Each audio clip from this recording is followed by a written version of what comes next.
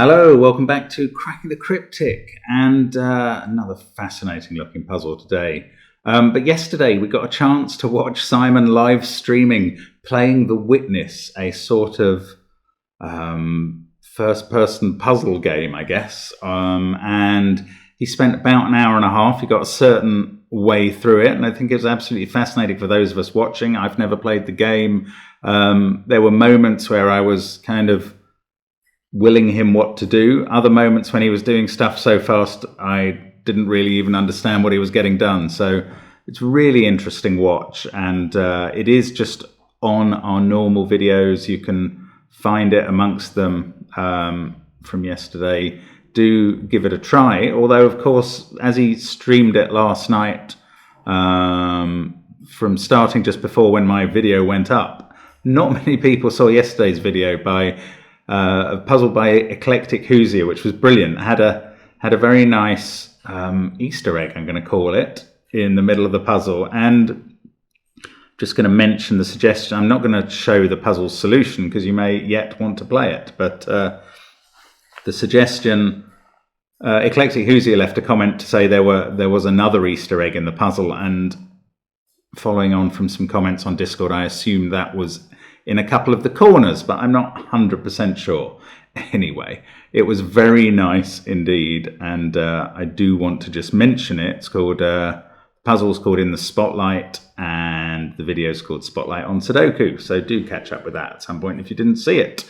Now, as well as Simon streaming, of course, we have all kinds of other stuff going on, and on Patreon we have Grockle's Heatwave Sudoku pack, which is proving very popular. Loads of correct answers coming in. Congratulations to those people who have sent them. It is just getting too many for us to round them up. We will draw a fair winner when we get to the 20th, which is in a week, but I don't think we're going to publish a list of correct people because it's just too long, I'm afraid. Well done, though, to everybody. Brilliant. And thanks to Grockles again. And what else? I mean, just the normal stuff, our apps, and the Sudoku Pad app particularly. When you play one of our puzzles, you'll get a link to download that so you can use our app to play your own Sudoku, and well worth it in my opinion. Oh, and yes, I've arrived back in my flat. Now that does bring the risk of construction noise, but it also has shown me that we have got a physical book. Although Simon's shown that, it's very nice to get my hands on a draft of the book, and hopefully it will be out with you if you've ordered it soon. Thank you so much to everybody who pledged for the book and made it possible to happen. It's really quite exciting to see a book with your own name on it, to be honest. I'm sure many of you have had that feeling before, but I haven't.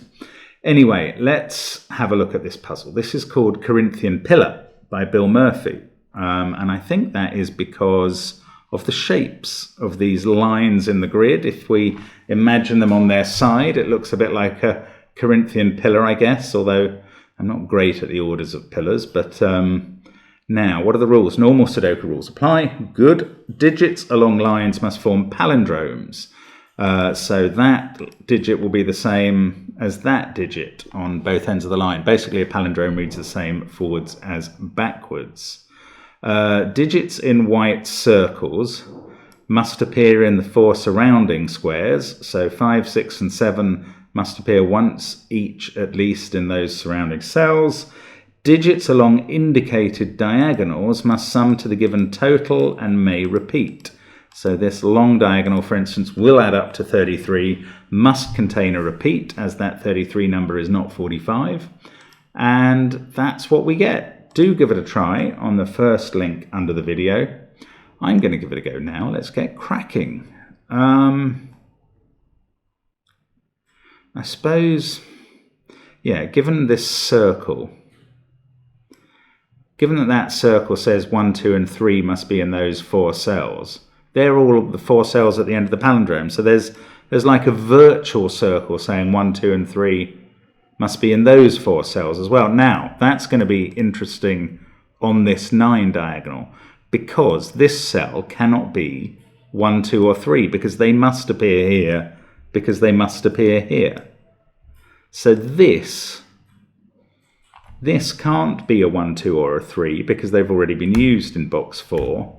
So it is going to be a 4 or a 5. Now how do I know that? Well, if I add the minimum for these 3 cells, you could have a 1 there. You could have a 1, 2 pair here adding up to 3, or, well, let's say that as a minimum. So 1 there, 1, 2 there, that already adds up to 4. The most this can be is 5, and we've just worked out the least it can be is 4. So there's 1 degree of freedom on this diagonal. So one of those 2 digits must be a 1. We're either looking at a 4, a 1, 2 and a 2, a 4, a 1, 3 and a 1, or a 5, 1, 2 and 1.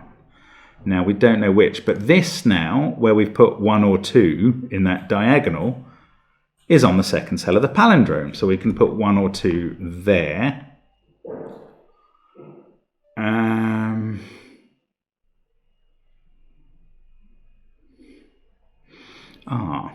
Right, this is... wouldn't surprise me if Bill is going to pull off a huge symmetrical feat, as he's done that before in these puzzles. So, yes, this is very similar, isn't it? 7, 8 and 9 must be in that group because of this marking at the other end of the palindrome. Therefore, this can't be more than 6. And I think we can go with 1 degree of freedom again. Let me just check the maths on that. The maximum that these can add up to is 6 plus 9 and 8 is 23, plus 9 is 32, 32 minus 31 is 1, so there is 1 degree of freedom. So each of those could be 1 smaller, or this pair could be 1 smaller, by which I mean instead of being 9, 8, it could be 9, 7. So there's definitely a 9 used there. Now, 8, 9 on the palindrome in the second cell, so that's 8 or 9. 7, 8, 9 must be in that group of cells. Oh.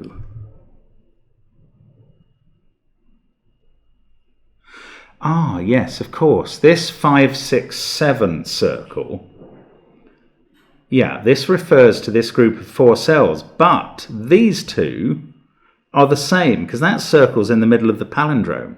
So those two are the same. So each of these 4 cells must be from the digits 5, 6 and 7. That one's a repeat, and those are the other two. And that is giving us a triple of 5, 6, 7 in the row, which looks useful, although I don't know how to use it. Now, what about this?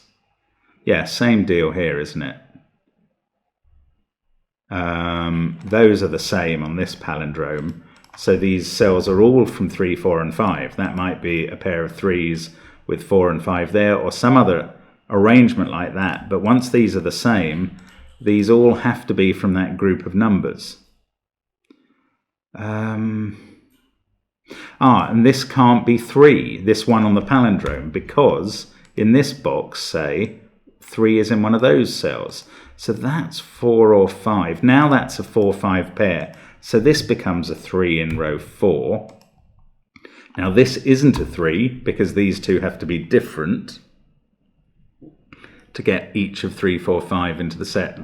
Yeah, that applies here as well. This can't be a 7 because we know 7's in that group in box 8. So do we? Yes, 5, 6 pair there. So that's a 7. That's not. What does that get us? Not sure. Ah, yes, I am sure. Look, what happens to this 3 in this box? Well, it has to be in one of those 2 cells because it's in that 1, 2, 3 set, and we've got a 3 there. Now that in itself is not that enlightening, but look where the 3 in column 6 has to go now. Can't be anywhere there because of these, that pencil mark and that 3. So it's in one of these 3 cells, and we clearly know which ones it's not in. So we can put it in here. The other 3 cells in this group are 7, 8, 9. That's on the palindrome, so we can put the 3 on the other end. 7, 8 or 9 there. One of those 2 is a 7. One of those 2 is a 7. That's not a 7. 7 there, 7 there. This is a 7.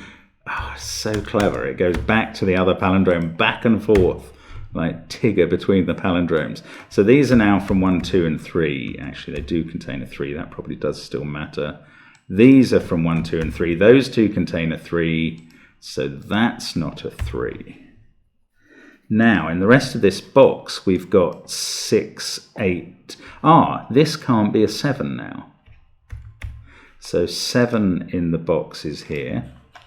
I was going to say we have 6, 8, and 9 in the other cells, but this can't be a 6 because of the 5, 6 pair. Now I'm missing a symmetrical effect of something I just did. How? Yes, that's on the palindrome as a 7, so we can fill that in. Remove it from there. We've got an 8, 9 pair here. 4, 5, 3. Right, we've got 1, 2, and 4 to go in these cells. This one can't be a 4 because of the 4, 5 pair here. Ah! Now, that is a 1 or a 2. Where does this digit go in box 8? It clearly can't go in any of those cells, and it can't go in those cells by Sudoku. So this is a 1 or a 2. Am I going to end up colouring this? Might do. Let's not do it just yet. Now look at this. Where does this digit end up in box 8? Can't be there by Sudoku. It's got to be in one of these cells, and that means it's not a 4, it's a 5, and it's here and here and on the palindromes, so all of these are 5. 4 more digits just whapped in. Right, so that's a 6. Ah. That is going to sort, this is a 4. Both of those are going to sort out their, oh no, then, no they're not, are they? I don't know, I can't do the maths again. 4, 5, 6, 7, 8. 6, 9, 8, and 9. No, they have not resolved their diagonals.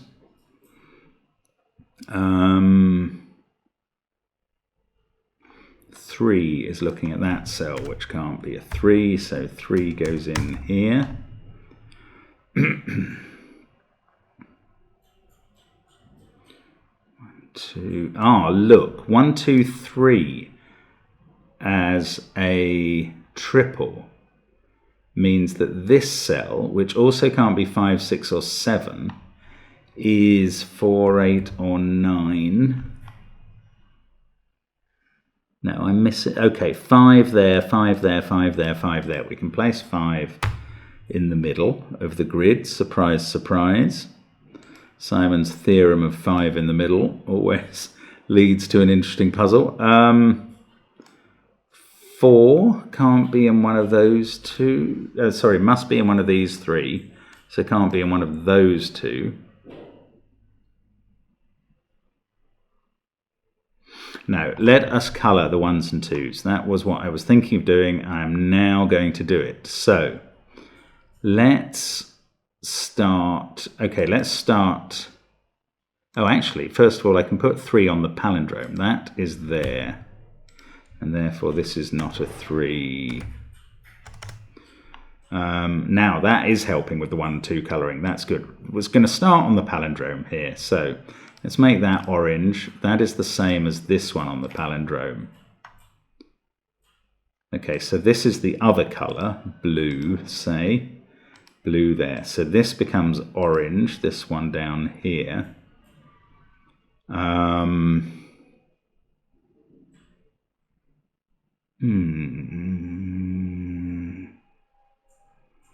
Maybe I don't have enough. Oh no, what's this? This one is orange. Ah, and that's vital, because now this cell sees an orange 1 or 2 and a blue 1 or 2.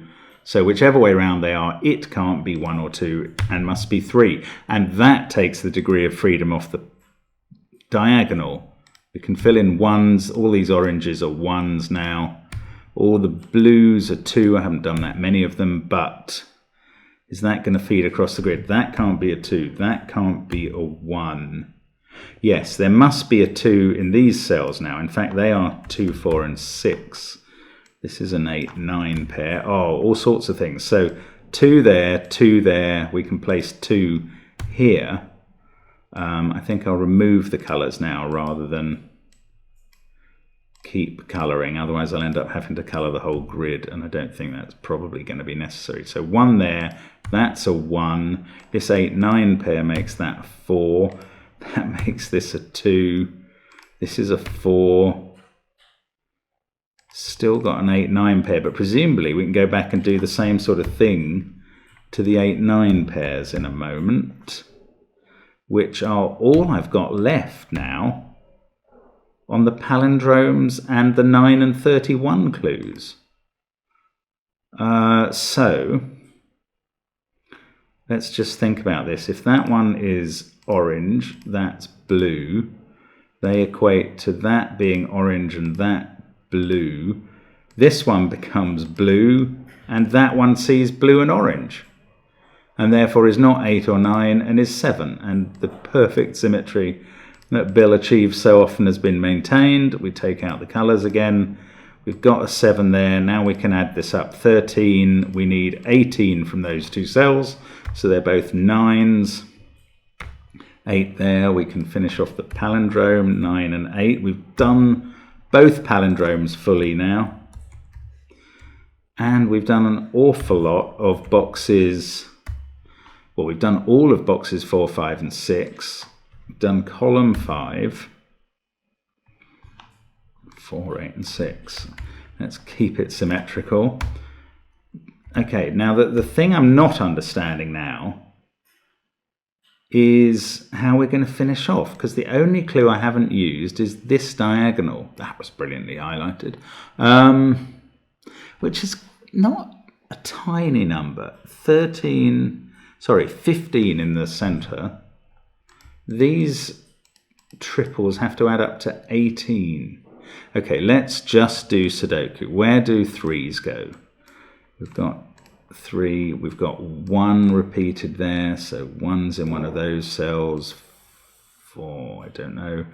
3 goes in one of those, 4 in one of those, 1 in one of those. 6, 9 and 7 down here, giving us slight clues. I have a feeling that what I'm doing is revealing nothing at the moment.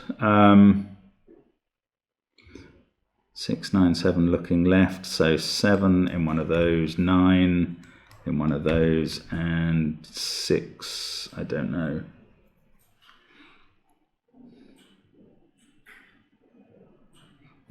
Okay, well that hasn't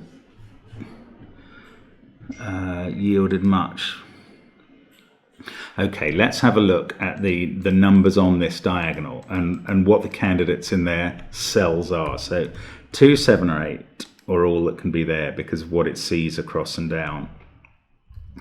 4, 5, 6, 9 there.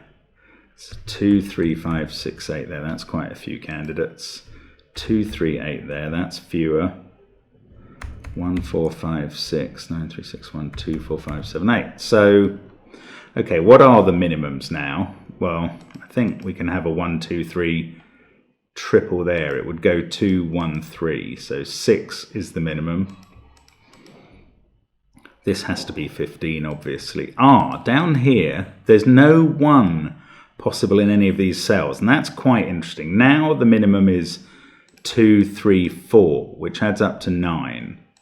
So now the minimum for this whole diagonal is 24, 1, 2, 3, 30. So there are only 3 degrees of freedom. Now we have to be careful eliminating degrees of freedom from triples. But we can definitely eliminate something. 1, 2, 3. The most is 6. The most this group can add up to is 9. So this cannot be an 8 or a 7. This can't be a 6 because it's the only candidate for a 1. This can't be an 8 because the most they can add up to is 9. Now these add up to 9 at a minimum but 12 at a maximum. Can this be 8? No. Can it even be 7? If that was a 7, these would have to add up to at most 5, and their minimum is 6. So that is a 2. I think we're getting somewhere now. So this can't be a 2, but these can still be 3 and 4. But this can't be a 9. That's too much. What did we say? 12 maximum down here. So this can't be an 8. It could be a 6 with a 4 there. Now, does this 2 help anything? It gets us a 2 in one of those positions. Well, it helps this cell. 4 there. This is a naked single now, 7. We can finish the row, 8 and 3. And that means this can't be a 3. And now, the minimum these can add up to is 11. And that's taken at least 2 of our degrees of freedom. In fact, this can't be a 6, because that would have to be a 5 and they'd add up to 13. In fact, I think this has to be a 4. Yes, it does. That can still be a 5 or a 6. But we've taken 2 of the degrees. So these are either 1, 2, 3 or 1, 2, 4 now. So we can forget 5 as a candidate. In fact, they need a 1. That's got to be there. And then I don't know. But now we've got more stuff done. So what can we do? 4, 4, 4 in one of those. 3 in one of those. 3, 7, 2. This is a naked single 1. We can finish the column as well. 2, 3, 7, 4. This is 5 or 6. It can't be 9. 9 is placed in the box. Those can't be a 4. There's a 5, 6 pair there. So that can't be 6. 5, 2 to finish the row. 3. We know where 1 goes now. And box 9 is finished. So I think we're suddenly on the finishing straight. That 3 looks at that. Makes it a 2. The 4 takes the last degree of freedom. Let's just check the maths. 7, 17, 22, 24, 28. This is a 5. We've used all the clues, and now we are finishing off this very nice excursion in a Corinthian pillar. So 7 and 5 there. That's a 9-8 pair, which we'll resolve in a moment. That is an 8. That does the 9-8 pair. 6 here, 4 there. 8, 2, 5, and a 6, 9 pair to finish with. There we go. That is a very nice puzzle by Bill. He has absolutely developed a niche for really entertaining puzzles that aren't rock solid difficult, but are really interesting. It's quite interesting to see that across these middle columns, there was this symmetry of rotationally symmetrical digits adding up to 10. I think that applied throughout rows 4, 5, and 6, but it disintegrates once you get into the corners. And this 33 diagonal was absolutely crucial. I wonder how long it took him to find a number there that made only one fill possible. It's very cleverly done, I have to say. Yeah, I'm very impressed by that. Possibly, I think, in these boxes as well, that rotational symmetry thing applied, where all the rotationally opposite digits add up to 10. Very entertaining. Really enjoyed that. Hope you had a go at it and liked it too. And do leave a comment on the video. Let me know what you thought. Thanks to Bill, and thank you as always for watching. Hope to see you soon on the channel. Bye for now.